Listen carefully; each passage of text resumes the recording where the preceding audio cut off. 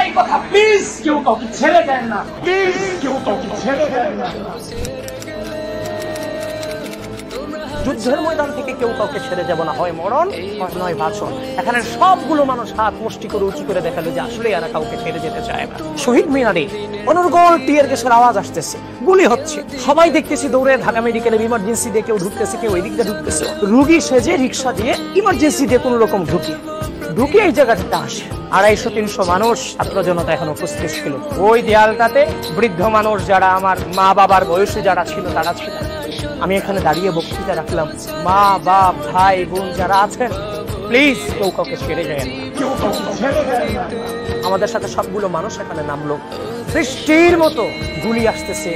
আমার সামনে দাঁড়িয়ে চশমা পরিহিত মানিক মিয়া সাহারি মুন্সিগঞ্জ পৌর ছাত্র দলের সদস্য সাথে এই ছেলেটা সবচেয়ে উজ্জীবিত ছিল এই জায়গাটায়, বারবার হাত উঁচু করতেছিল আমার সামনে।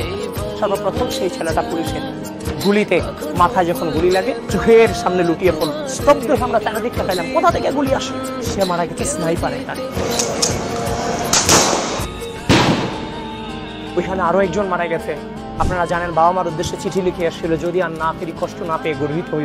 আমাদের এই ছোট্ট আনাস নবম শ্রেণীর বাচ্চা যখন দেখলাম বিক্ষুব্ধ জনতা রক্ত দেখার পরে এদের মাথা নষ্ট হয়ে যাচ্ছে, চারদিকে ভাঙচুর চালাচ্ছে, তখন আমার হাতে একটা লাল মাইক ছিল। লাল মাইক আবার ডিবেটারে দাঁড়িয়ে গেলাম। এই ডিবেটারে আমি আবার দাঁড়ায় বললাম,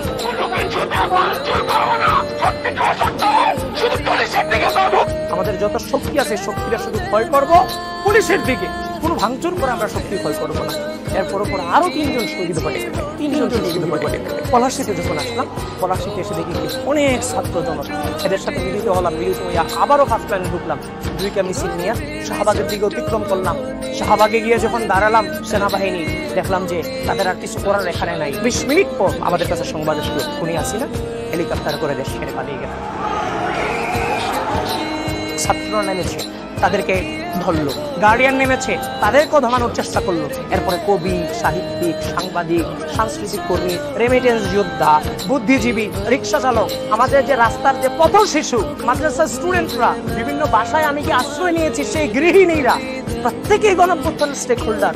ওই আন্দোলনটায় যেমন বৈষম্য ছিল না, কে ধনী কে গরিব কে পথ শিশু যেমন ছিল না, এমন একটা বাংলাদেশ বিনির্মাণ করতে চাই যেখানে প্রত্যেকের মর্যাদা থাকবে, প্রত্যেকের স্টেক থাকবে।